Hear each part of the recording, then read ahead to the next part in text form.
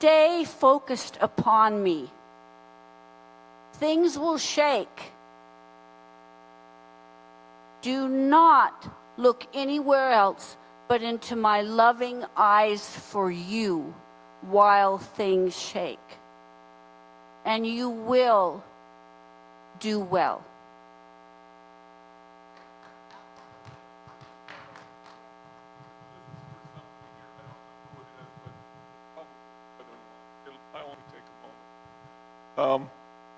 I told this to some of the people in here, but I really feel the Lord wants me to share this.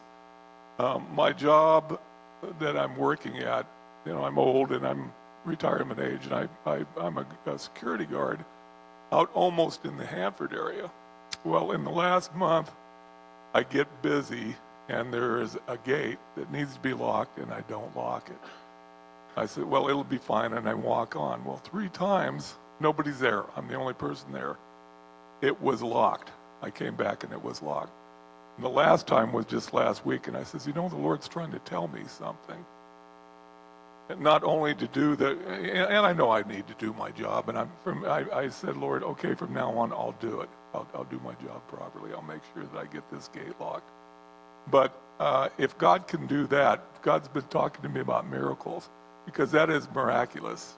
If nobody's there and I don't lock it, who locks it? It's got to be an angel of the Lord that locks that. But somebody here, I've been probably more than one person here, you've been asking God for miracles. I believe that He, that is like a sign that He could perform miracles. He performed a small miracle for me. There's no small miracles. It was a miracle. Because I even messed up 3 times. So keep believing God. Keep believing God.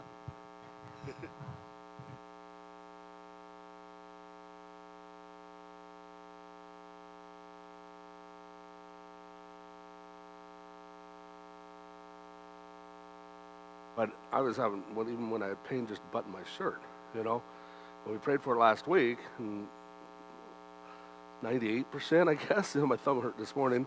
So, but we have to believe in miracles. I mean, do we not?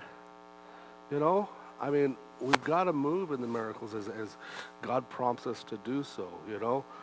We've been talking about His name. Now, we went over the Hebrew alphabet and how the letters mean something, represent something. And I suppose if we were all fluent in Hebrew, then it might resonate more for us, but we're not. And I just found that interesting. It's kind of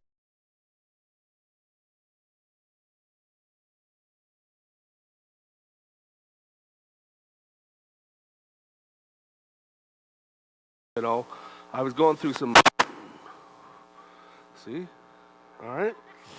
I was going through some names of presidents, and when they give the names of the presidents, or if you get a nickname, typically it reflects something about you, right? Donald Trump was the Donald. So Barack Obama, no drama, Obama. All right. You've got Bill Clinton, Slick Willie. Ronald Reagan was the great communicator. Jimmy Carter was cousin, hot or hot shot. I like Gerald Ford's accidental president. JFK, they just called him the boss. Hoover, the chief, grand old man, and so on. So, it kind of reflects who they are, And when we look at the names of God, it reflects His character. And when we know what they mean, and we're going out of just the Old Testament, we're going to move into in the New Testament, but it reveals His character, His nature, and what He can do for us. Does that make sense? So it is important. We take names important. I talked about this last week. There's companies, anytime you have a company or name a child, I know with Gabriel, that was important to us. And when we first got married, we tried to have a baby, and You know, me being a Green Beret, I was like, okay, I'm going to give him a warrior name, Spartacus, you know, Geronimo, Sparta, you know, all these things. So then, of course, when we got Gabriel. I don't know what's going on with our stuff. When we got Gabriel, though, you know, we were going through the names, and, you know, it was funny because I was praying over for protection for Gabriel. And that wasn't my first choice. My first choice is, I want a warrior name. And we went through some of them, you know, a whole band worship team, when they get better, is all called David, so I went against that one. You know, everybody's named Michael. Then I thought Samson. I thought, nah, that guy's all screwed up, you know. So, but then when we got to Gabriel, everybody knows him as the messenger.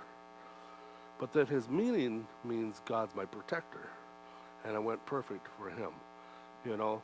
So God listens to us. God hears us, hears our cries, you know. He wants to take care of us. He may not heal everything. I mean, Paul went through, had some type of issue with his side. Nobody really knows. There's all kinds of explanations. But it was more likely some injury, because that's what the word means, right? But God didn't heal him, because he said his grace is sufficient, you know. So not always we get healed. But when we do, we should celebrate it, you know. We should let people know, because somebody needs to hear it. And I do feel that moving in the Spirit is important. Let them praise the name of the Lord, for his name alone is exalted, his majesty above earth and heaven. So now we went through some last week, so this is the new list here. This one I'm not going to be able to pronounce. It's Sikanu. There we go. Sikanu, meaning stiff, straight, or righteous, right? So the Lord, and then when you put God's name in front of it, Yahweh, Yahweh, the Lord, our righteousness. So what's that mean to us? The Lord, our righteousness. He's our righteousness. He makes us righteous. What do you think about it? I mean, how many people here, no, you're not good, not even one of you, right? But we're good through him. We're made righteous through him. And that's why we get to go to heaven, because of what he did, you know? In those days, Judah will be saved, and Israel dwells securely. And this is the name by which he will be called. The Lord is our righteousness.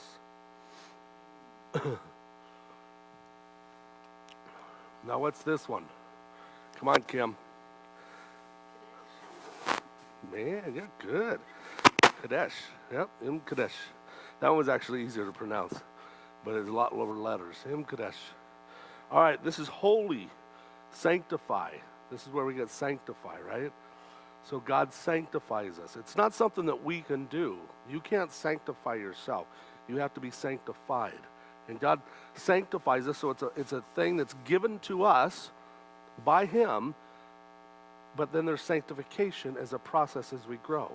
You know, I was just talking to, we was at the jail, and one of the chaplains was teaching, and we got another chaplain coming through, so I'm giving him orientation. And we went in there, and a young man was sitting there, and I don't know, he was young. I want to say he was 19, 20, young man.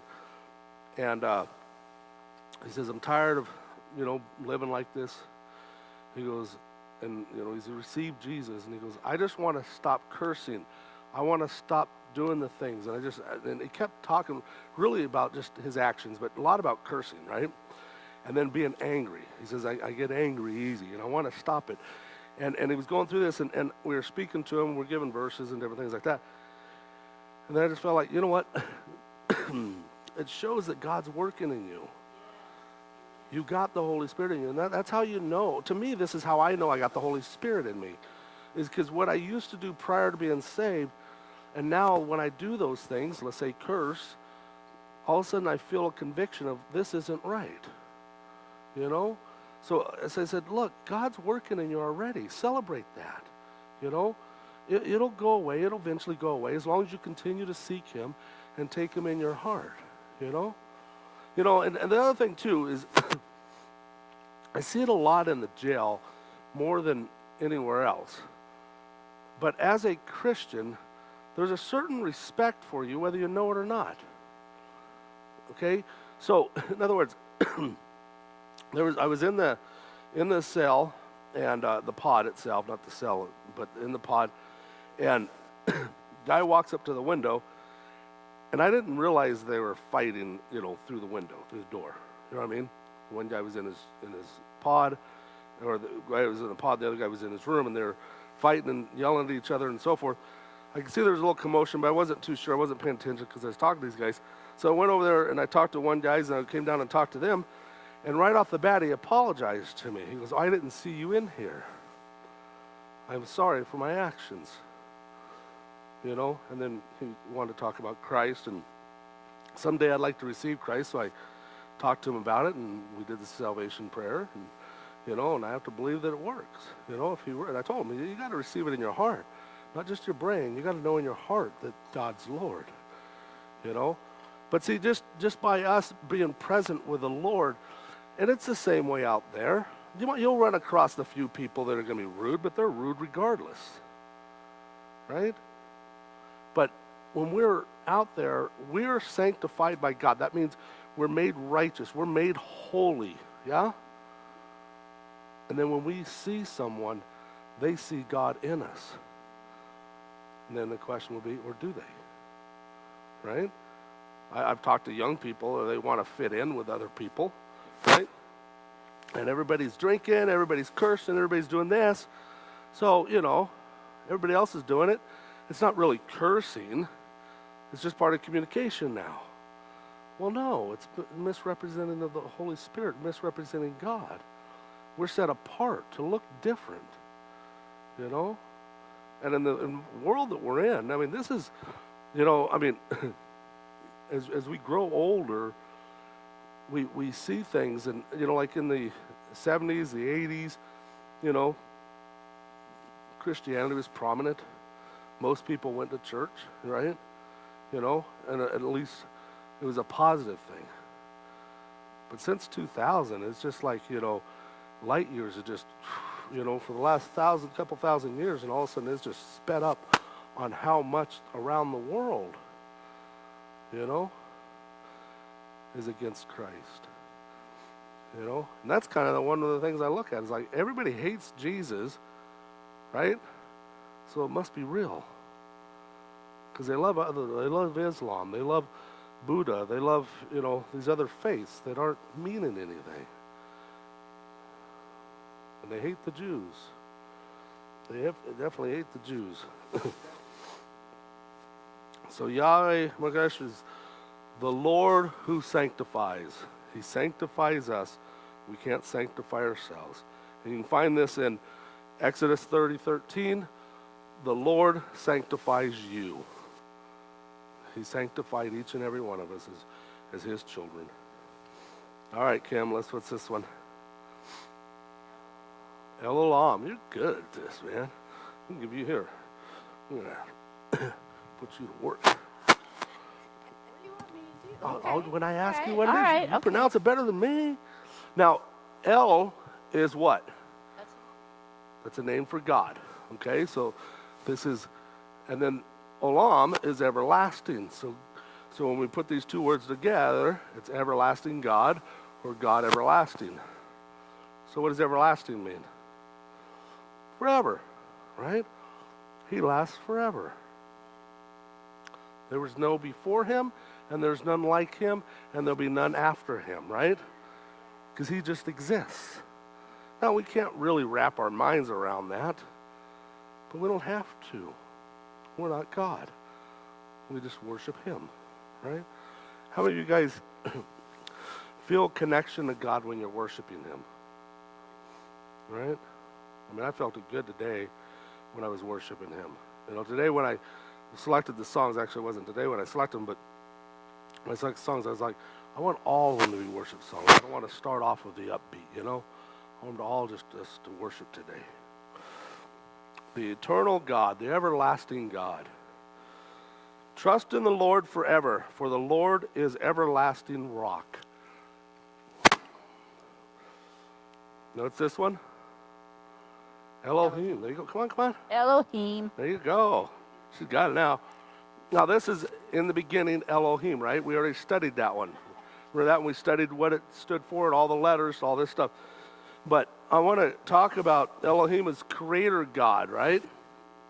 But when you talk about in the beginning, God created the heavens and the earth. Now, what's unique about that is they know God created, right? But it's Elohim, so created. God created. Does that make sense? But what's even more unique about it, it's a plural, and it's masculine. So God's creator created. God's creator created. Does that make sense to you guys? So this is what it would look like if we kind of translate. Now this isn't going into Hebrew and saying, what the letters mean. This is just what the word means. Does that make sense to you guys? So God the Father, God the Son, and God the Holy Spirit, creator. It's plural, right off the bat. Demonstrates that God is one, but he operates in three persons, right? Yahweh, Bahe. What's this one? Shlomai. Shlomai? What's Shlomai? It's shalom. Okay? So, you guys, you hear Jewish people, shalom, peace be with you, if you will, right? So, the Lord is our peace. So, I got a little video here for you on this one. Here's a message from C.J. Lubbock, author of the widely popular Living Word in 3D series. Watch as he unfolds a mystery hidden just under the surface. Is there a hidden message in the Hebrew word shalom? A message that once understood could change your life forever? Did you know that the Hebrew language is actually 3 languages? Did you know that the original Hebrew, the same Hebrew that Moses used to scribe the Torah, was both a pictographic and a numeric language? Has God given us a prophetic clue, a peek into the future hidden in the 4 Hebrew letters Shin, Lamed, Vav, and Mem, the 4 letters that spell Shalom? And is that clue, hidden in plain sight, embedded from the very beginning in the pictures and numbers that are the very foundational elements of the Hebrew language? Let's take a look at the picture meaning of shalom. Shin is the first letter in the Hebrew word shalom. Shin is a picture of teeth that crush and destroy. Lamed is the picture of a shepherd's staff. Vav is the picture of an iron nail or a wooden hook.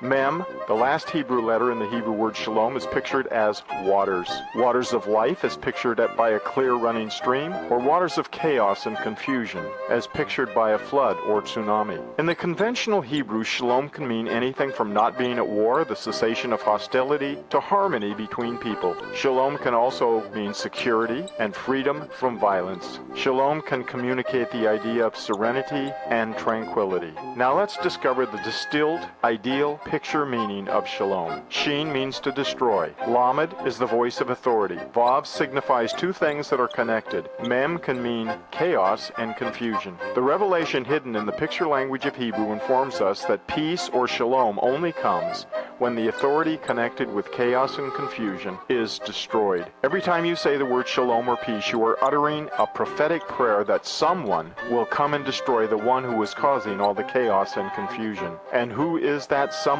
Who is coming to bring true shalom? The Prince of Peace is coming. Are you ready for true shalom? There are literally hundreds of precious mysteries found in the ancient Hebrew. I just find that interesting, that's why I put that one up there. But shalom is what? Peace, right? Shalom. Lord, our peace. All right, so what's this one? I'm not sure. It's El Quina. Kanwa. All right, El is God, and Kona, right, is jealous, right? So God is a jealous God. Now this one here is probably one of the more controversial sayings. If God's so great, why would he be jealous, right? See, in the olden days, being a jealous God meant that you were worshiping something else. He didn't want you to worship something else, okay? Now, why doesn't he want you to worship something else? Why would he be jealous of this?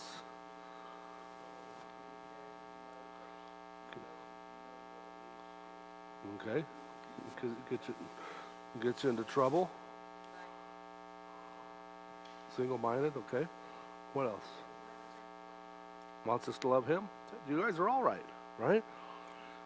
Now, today we kind of look at it in the jealousy as a marriage, right? Aren't we married to God? Don't we have a marriage feast at the end, right? So, like, I belong to Teresa the same way she belongs to me, right? And if she's worshiping someone else, she doesn't worship me, but do you know what I mean? Dating someone else, I'm going to be jealous. But see, when you're jealous, what do you have with jealousy? Passion, what else? It's a hurt, right? Because you're not devoted to our relationship. So there's a pain in the jealousy, right? Does that make sense? You guys know what I'm talking about? It's kind of like a stabbing almost in the heart. And that's what I look at with God. When he's a jealous God, he has a pain in the sense of you should be committed to me, you're devoted to me, and you're not. You're devoted to something else. And he knows that that leads to destruction. So he's jealous for us as well, right? Because he knows that if we're united with him, then we will be made whole and free and have a new life, right? Not destruction. Deuteronomy 5:9. You shall not bow down to them or serve them, for I, the Lord your God, am a jealous God, visiting the iniquities of the father on the children to the third and fourth generations of those who hate me. Okay. So today, now one of the things when I was doing the research, the reason they said, and I'm going to disagree with this, so I don't want you guys slamming me or anything right off the bat, okay? The reason they said it's more like a marriage today is because we don't have gods like before, where they would worship all kinds of gods. I don't find that to be true. I find it to be true that we still worship different gods, you know? And I'm not going to say we're going to worship money or fame or success. I'm talking about literal, what they think are gods. I mean, we see it on TV with Satan all over the place now, right? You know, I know that there's a big uprising in the popularity of Valhalla, right? You know? So, we are worshiping other gods. If you look at people that do Buddhas, right, that's another god. Hinduism's a different god. So, or gods, multiple, whole bunch of them, right? Like 300 million of them, right? I think every person, every 4 people can have their own god in India. So I think they're 1.3 billion, right? So there are different gods that we're worshiping. Now, you can be distracted by other things. You can say, well, I don't believe in anything. I'm an atheist. There's probably very few real atheists. Most of them are agnostic. They believe in something out there. They just don't know what it is. But they don't want it to be Jesus. Now, why do you think that is?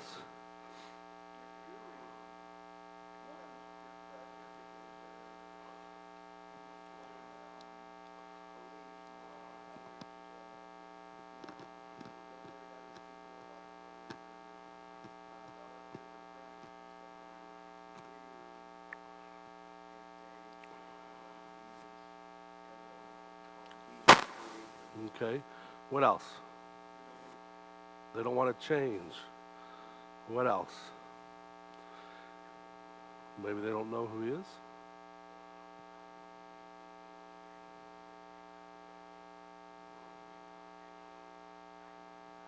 Yeah?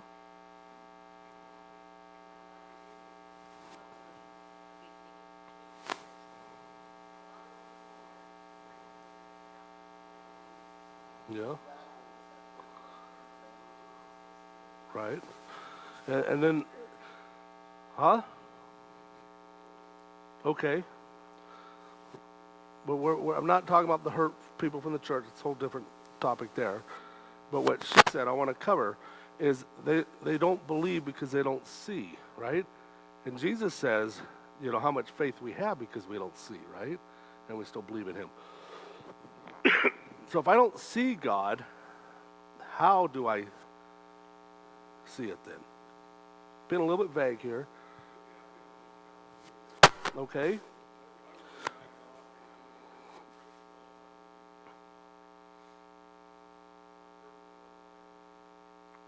Okay. I think if you turn down the gain a little bit, it might help. Okay. Okay.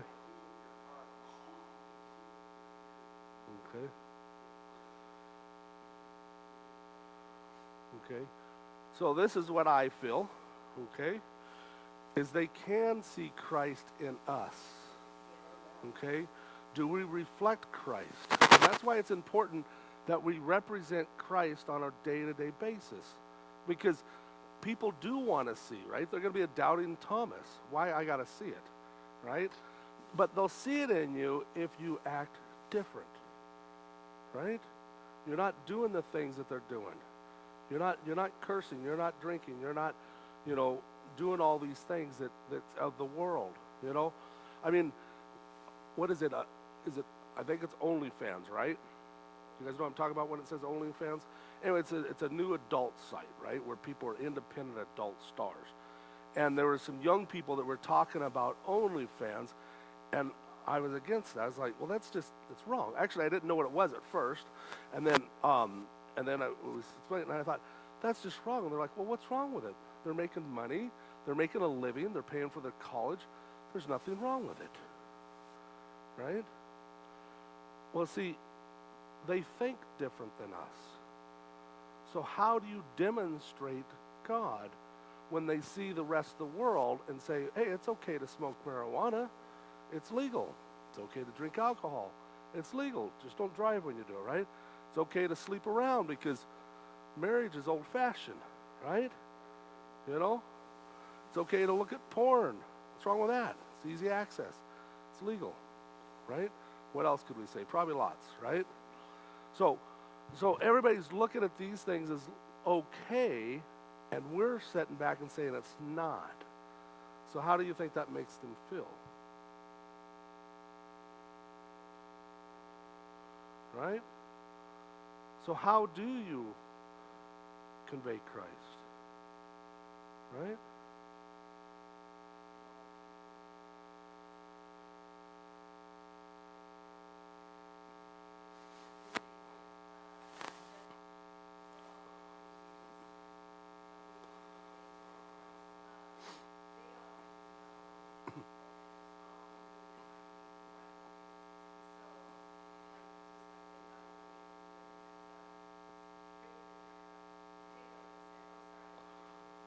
Right.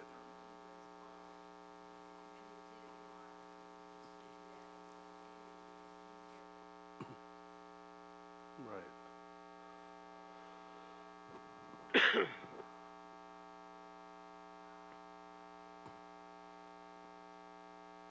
Right.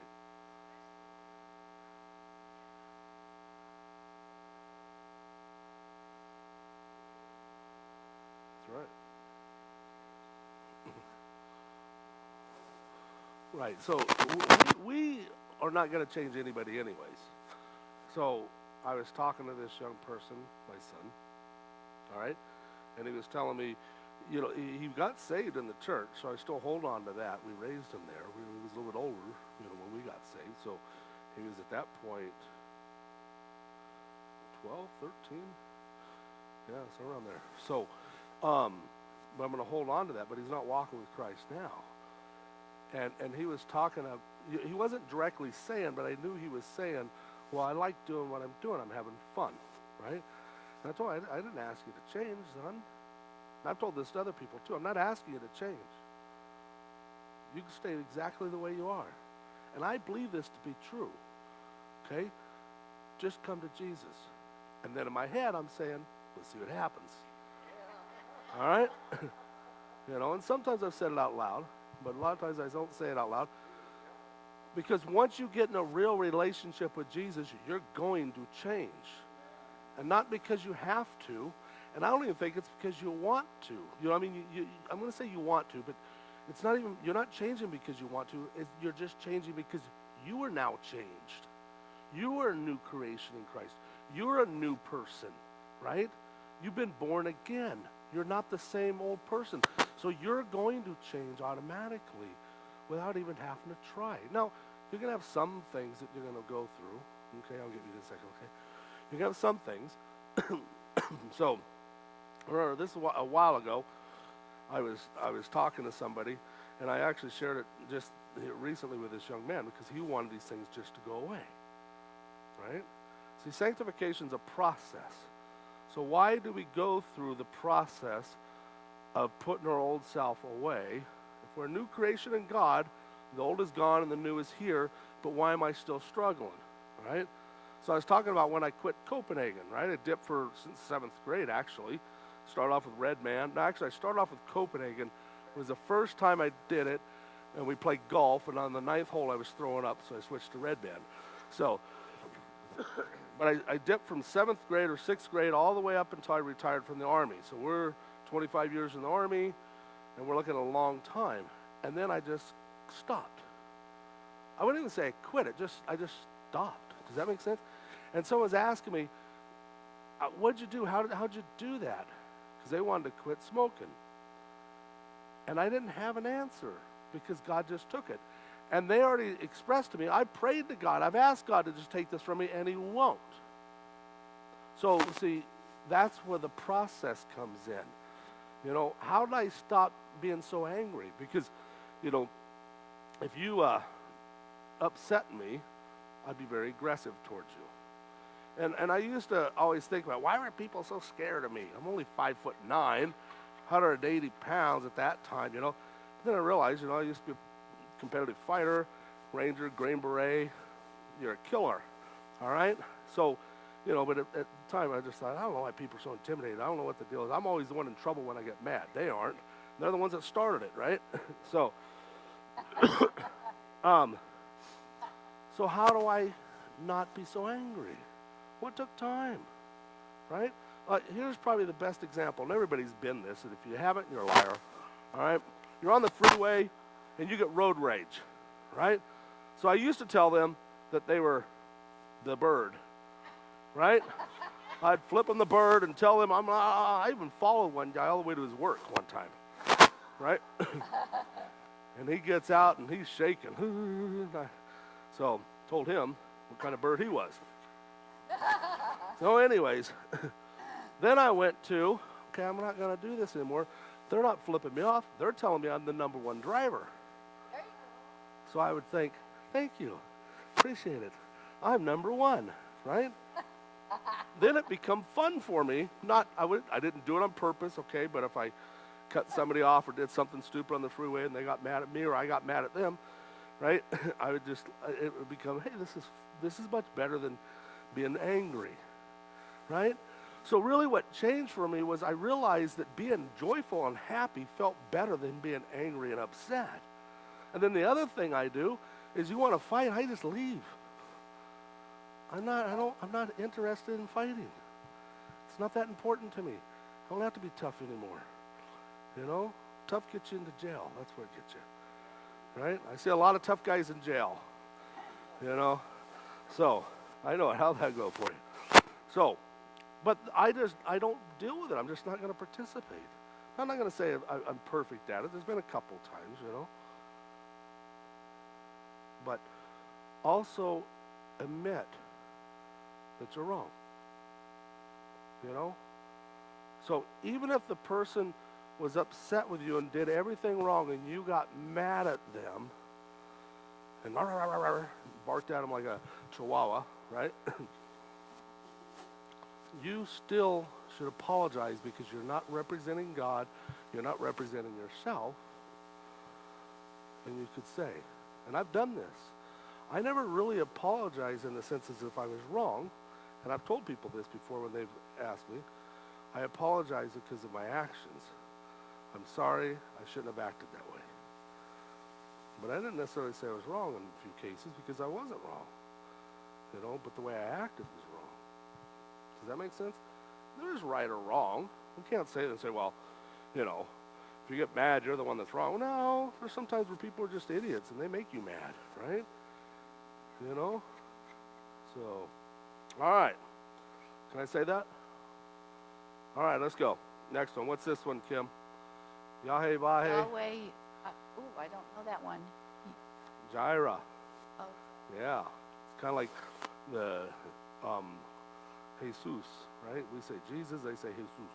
All right? Gyro. So what is that? The Lord will provide, right? So what is he providing? Everything. He provides life. He didn't say your life's going to be easy, right? And think about it. Let's say you had, excuse me, everything. You were like super rich, super famous, and you weren't messed up, right? Because usually that's what happens when you get rich and famous, right on. Keanu Reeves, I've been reading about Keanu Reeves. He's super rich, super famous, and he still takes the subway. He seems to be an unusual character out of the bunch, right? But all that stuff, and you don't have God, then what do you have? Nothing, right? So God is providing us with a hope, with a future, with a different outlook on life than the average person, or different outlook on life that I used to have prior to having him. That to me is a key factor of my relationship with God, is I look at things different. They're not that important, really, you know? It's not in the big picture of things. I mean, you think about it. Since he's getting up, I'm going to pick on him. Me and him are a billion years from today. We're like, run across each other. Man, I know you from somewhere. Where do I know you from? He's like, I don't know, but I know you too, right? I used to live on Earth. Well, the old Earth. Yeah, I lived there too. What century? I don't know. It was like 2000 or something like that at the beginning. Oh, did you go to live and? Oh yeah, right? It's not that important when we're in heaven, right? There's not going to be any sorrow. You know, one of the things I saw this guy I respect a lot,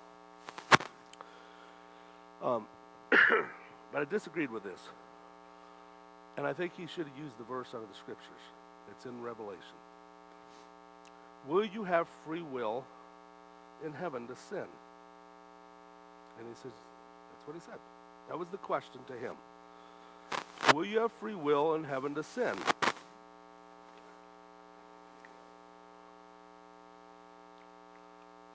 Okay, you say yes? Okay. Anybody else? See, he said that too. He says, yeah, you could still sin in heaven. See, but the tempter is no more. See, there's no more temptation for us. So if there's no more tempter, there's no more temptation, how am I going to sin? It tells us that in Revelation, right? He's thrown into the pit. The last temptation that he has is he gets to come free after the millennial reign and says, hey, where are all my idiots at? Come follow me. Right? You live with Jesus for 1,000-year reign, and then you still fall into him, the temptation. Right? So, I don't believe that you'll be tempted anymore, so therefore you're not going to be sinning anymore. And it's not going to be there for you to do. And God provided that for us, right? The Lord will provide for us. Genesis chapter 22, verse 14, the Lord will provide, as it is said to this day, on the mount of the Lord it shall be provided. Right? All right, got this one. Seaboat. Seaboat. Seaboat. Boat. B-O-A-T, like a boat. S-E-E, boat. Seaboat. All right? So, Yahweh, Yahweh, Seaboat, the Lord of hosts is the way we see it, yes? But it really means armies. And when I found this out, it bring a whole different, kind of like, wow, you know? Because why does it say Lord of hosts? Does anybody know?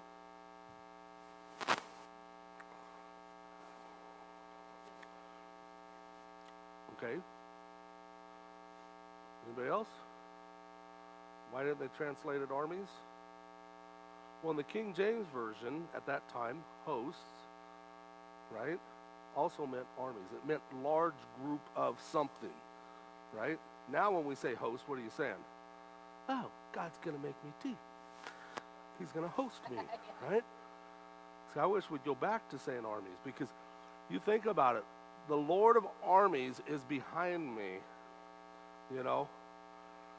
And when you know, one of the things, and I've kind of harped on this, and this has kind of touched me in a manner that I feel is important. And maybe it shouldn't be, but what's the purpose of a Sunday service? Worship, okay? We're going to worship Him, recognize Him, celebrate Him, right? It's a celebration. If I'm worshiping, I'm celebrating Him. When you add in other things, right? So if you're always casting out demons and fighting, you're not worshiping Him. You're being distracted, and Satan's perfectly okay with that. He'll send you more people with demons because you're not worshiping Him. See, when you worship, all right, how many people here has done an exorcism, cast out demons? Okay, I have. I remember when I went to India. On the way to India, I prayed to the Lord, Lord, don't give me some demon-possessed person. I don't even know how to do this. I don't want this. So what do? There's the white American dude. Give him there. Right, so I got this one. All right, so we did it there. It was kind of very unique, but all I knew was God, Jesus. I was like, you know, Yahweh, Yeshua, right? And I just prayed and prayed and prayed and prayed, and she got delivered, okay? But I didn't get the connection of God like I do when I'm worshiping Him. How many people have prayed for somebody and they've received a healing like I did last week? Okay? Now, I feel like when I'm praying for you and I know, okay, God's working here because my hand gets hot, right? And it doesn't happen all the time. So some of the times I'm praying for you and it's not getting hot, and I'm like, okay, I guess they're not going to get healed today. And, you know, then now my doubt starts falling in. My faith goes to, you know, less than a mustard seed, right? But when my hand starts heating up, I'm like, all right, something's going to happen, right?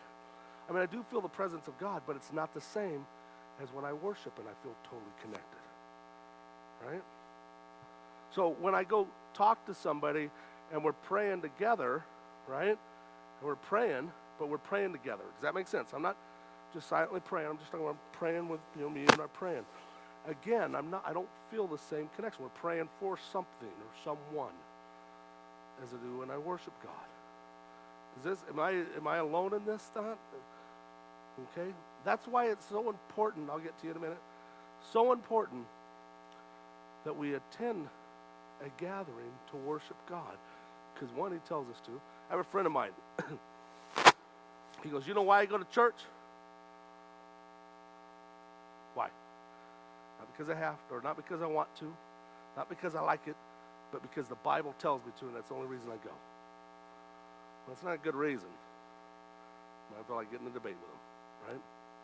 But it is a start. Yeah, but he's been doing it for a long time. So, we go because we want to be connected to God, right? What happens when you plug something into the wall? Right, but where's the power come from? But where's it come from? Ours comes from the Columbia River, right? And what does the Columbia River do? Flows as water, which creates energy and life, right? See, when we get plugged into God, so when we're worshiping God, we're basically plugging ourselves into Him, right? And we become connected, right? Does that make sense? I mean, if you take a tree and it's rooted into the ground, right? Okay, what gives it life? What it gathers into the soil, right? So, and it got life because of the ground. So an animal gets life from how? God created the animals, right? How do we get life? Through His breath, right? There's a difference between how we were created and everything else. Now, we were created in his image and his likeness, right? So what does that really mean? We look like each other? I mean, I always hear God is spirit, so he doesn't look like this. But when Jesus rose again, he was spirit and he walked through walls, right? I mean, the tombstone didn't have to be moved so he could get out. No, it's so they could get in and see that he was gone, right? So we're going to be made in his likeness, right? So one, our physical appearance looks like, I think God looks like this. I mean, he's much better looking, probably taller, and all that good stuff. You know what I mean? But he looks like this. But also his character and nature is, by the most part, we can be good. We can be holy. We can be righteous. We can be loving. But without God, it doesn't seem to stick, right? And when you get in positions of power, it just goes, the more power you have, the more evil you become, it seems like to me, right? I mean, if you look at the most evil people in the world, okay? Give me an evil person. Name off one. George Soros, okay? George Soros. Give me Genghis Khan. Very good. Give me another one. Who? Napoleon. Give me another one. I don't know who that is. Oh, the Rockefellers. Okay. Most of the time, you guys are doing really good, actually. Most of the time, they start naming off like murderers. Like El Chapo. The Jeffrey Dahmer. Right? Now, I'm not saying they're not evil. They are evil. But how much damage do they do in the big picture of things?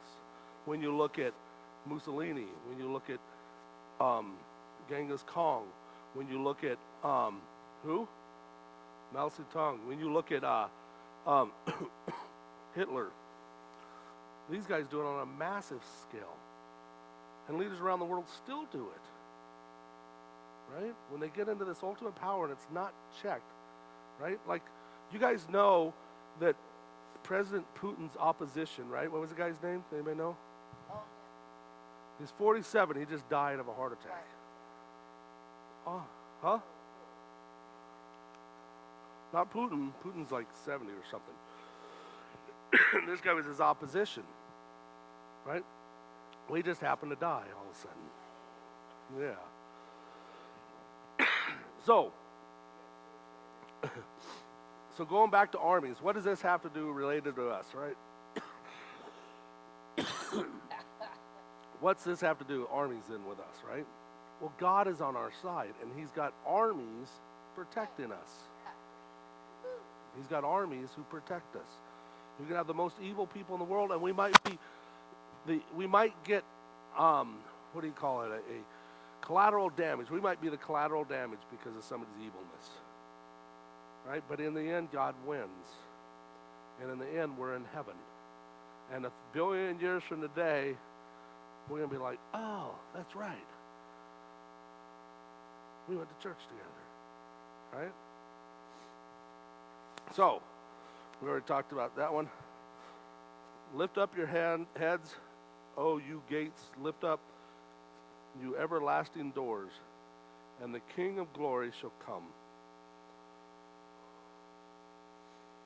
Who is the King of glory? The Lord of hosts. He is the King of glory, right? And Selah means what? Think about it. Very good. So if you drive by Selah in Yakima, think about it. Is that where I want to live? See, I think it's more powerful here. This is how the New Living Translation. This one was New King James Version. And I looked at the other translations. I usually use ESV and NIV. I looked at those versions too. They said host. New Living Translation. Open up ancient gates. Open up ancient doors. Let the King of glory enter. Who is the King of glory? Now see, this is a question. Who is the King of glory? The Lord of heaven's armies. I mean, isn't that more powerful as opposed to the other translation? I mean, that's why I like using different translations. because not all of them are, I mean, it'd be nice if we had the original writings, right? We knew exactly, right? But it's not, okay? They're meaning the same thing. It's not a matter of salvation, right? But to me, when you say the Lord of hosts or the Lord of heaven's armies, I like that better too. Makes me sound like, wow, he is the King of glory, right? He is the King of glory. All right, let's stand. I want to pray. We can get Kim to come up here.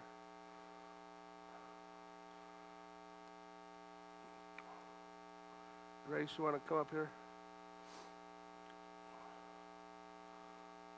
If you need prayer, I want you to come up and get prayer. It works. All right? You know, they always, the issue with the mustard seed is it's a small seed, you know, but it grows into a really big tree. Right? So what that tells me is you might have a little bit of faith right now, but you're still believing, small as a mustard seed.